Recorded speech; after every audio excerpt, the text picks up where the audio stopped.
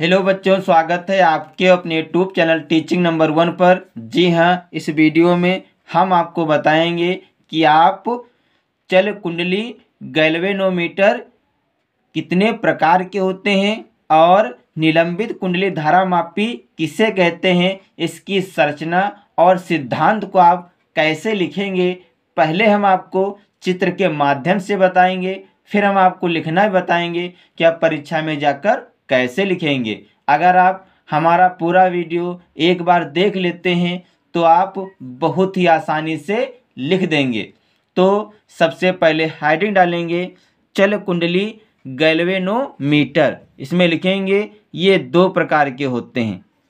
Number 1 निलंबित कुंडली धारामापी। इसमें लिखेंगे यह वैद्युत धारा के संसूचन और मापन के लिए प्रयुक्त किया जाने वाला उपकरण है।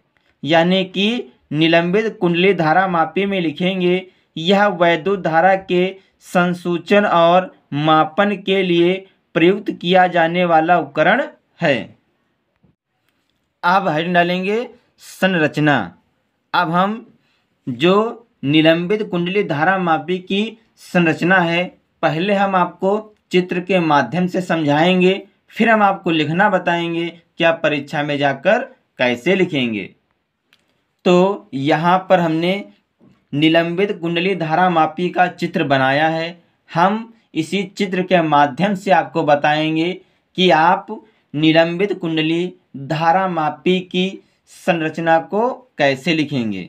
तो ध्यान से पहले चित्र में देखिए, इसमें एक आयताकार कुंडली होती है जो तांबे के तार की कुंडली को एल्युमिनियम के फ्रेम से लपेटकर बनाया जाता है। इसमें दो ध्रुवखंड N और S होते हैं और इसमें एक फास्फर ब्रांज की पत्ती लगी होती है जिसके द्वारा इसको NS ध्रुवखंडों के बीच लटकाया जाता है। इसके ऊपर एक मरोड़ टोपी होती है और यहाँ पर क्या होता है, टर्मिनल T1। यहाँ से धारा को प्रवाहित किया जाता है। धारा कुंडली से होती हुई स्प्रिंग के माध्यम से होती हुई टर्मिनल T2 से निर्गत हो जाती है। तो एक बार हम आपको दोबारा चित्र के माध्यम से समझाते हैं, फिर हम आपको लिखना बताएंगे कि आप कैसे लिखेंगे।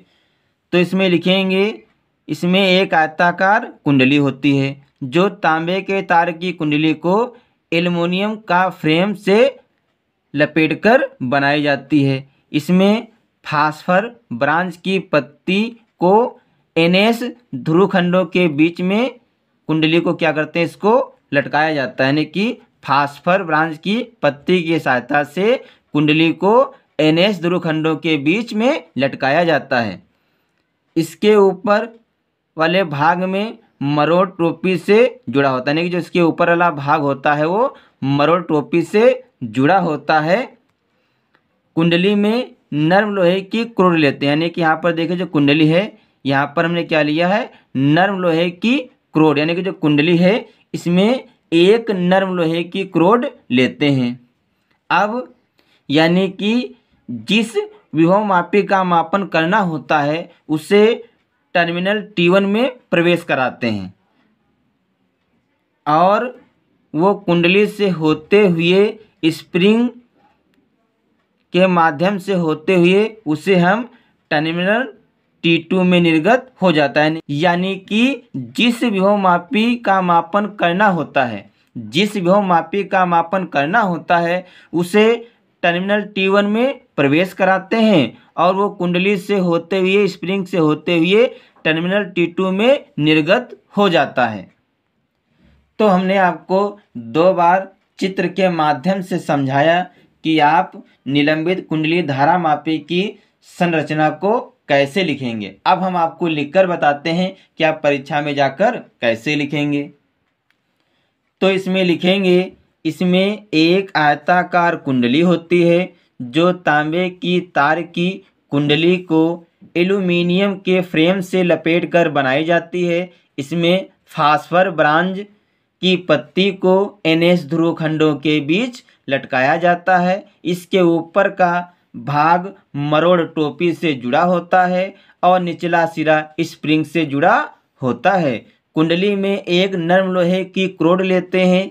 जब इस कुंडली में जिस विभवमापी का मापन करना होता है इसे टर्मिनल T1 से प्रवेश कराते हैं और कुंडली से होते हुए स्प्रिंग से होते हुए टर्मिनल T2 से निर्गत हो जाता है। यानी कि जिस विभवमापी का मापन करना होता है उससे हम टर्मिनल T1 में प्रवेश कराते हैं और कुंडली से होते हुए स्प्रिंग से होते हुए टर्मिनल T2 से निर्गत हो जाता है। यहाँ पर हमने देखिए ध्यान से, यहाँ पर एक शब्द छूट गया है, स्प्रिंग से होते हुए। तो यहाँ जब आप लिखेंगे निलंबित कुंडली धारामापी की संरचना को तो यहाँ पर लिख देंगे स्प्रिंग से होते हुए। तो हमने आपको लिखकर बताया कि आप निलंबित कुंडली धारामापी की संरचना को कैसे लिखेंगे। अब हम आपको बताएंगे कि आप निलंबित कुंडली धारामापी का सिद्धांत कैसे लिखेंगे। तो हेडिंग डालेंगे सिद्धांत, इसमें लिखेंगे धारामापी का सिद्धांत चुंबकीय प्रभाव पर आधारित है। धारामापी के आधार पर जब किसी धारावाही कुंडली को एक समान चुंबकीय क्षेत्र में रखते हैं तो उस पर एक बल आघूर्ण कार्य करता है। यानी कि धारामापी का सिद्धांत चुंबकीय प्रभाव पर आधारित है। धारामापी के आधार पर जब किसी धारावाही कुंडली को एक समान चुंबकीय क्षेत्र में रखते हैं तो उस पर एक बल आघूर्ण कार्य करता है। अब इसके आगे लिखेंगे यदि किसी धारावाही कुंडली में धारा प्रवाहित की जाती है तो उस पर लगने वाला बल आघूर्ण, तो इसमें लिखेंगे टाउ बराबर NIAB साइन थीटा। तो जहाँ पर आप देखिए थीटा है उसके स्थान पे लिख देंगे 90 अंश। तो साइन 90 अंश का मान होता है 1। तो यहाँ पर मैंने लिखा है टाउ बराबर NIAB गुणे 1। अब 1 से गुणा करेंगे तो कितना आ जाएगा, टाउ बराबर NIAB। इसको मानेंगे समीकरण नंबर 1। अब लिखेंगे यदि धारामापी की मरोड़ दृढ़ता C व ऐंठन फाई हो तब बल आघूर्ण, तब लिखेंगे टाउ बराबर C फाई। इसको मानेंगे समीकरण नंबर 2। अब लिखेंगे समीकरण 1 व 2 से। तो समीकरण 1 में देखिए टाउ बराबर है NIAB और समीकरण 2 में है टाउ बराबर C फाई। तो यानी कि टाउ से टाउ क्या हो जाएगा, कैंसिल हो जाएगा। तो कितना बचेगा, NIAB बराबर C फाई। अब इसके आगे यहाँ से क्या करेंगे, यहाँ से अगर हम I निकालेंगे तो NAB क्या होगा, ये C फाई के बटे में चला जाएगा। अब यहाँ पर हमने लिखा है जहाँ K बराबर C बटे NAB उपकरण का नियतांक है। यानी कि जो हमारा C बटे NAB क्या है, उपकरण का नियतांक है। तो इसके स्थान पे हम क्या लिख देंगे, K। तो हमने यहाँ पर लिखा है I बराबर K फाई।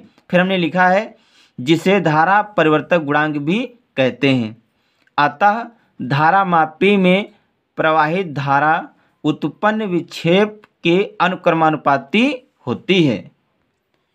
तो बच्चों इस वीडियो में हमने आपको बताया कि आप निलंबित कुंडली धारामापी की संरचना और उसका सिद्धांत कैसे लिखेंगे।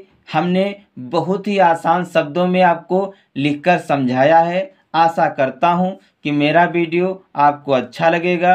अगर हमारा वीडियो आपको अच्छा लगे तो इसे लाइक, शेयर और सब्सक्राइब जरूर करें। मिलते हैं अगले वीडियो में नए टॉपिक के साथ। तब तक के लिए जय हिंद, जय भारत।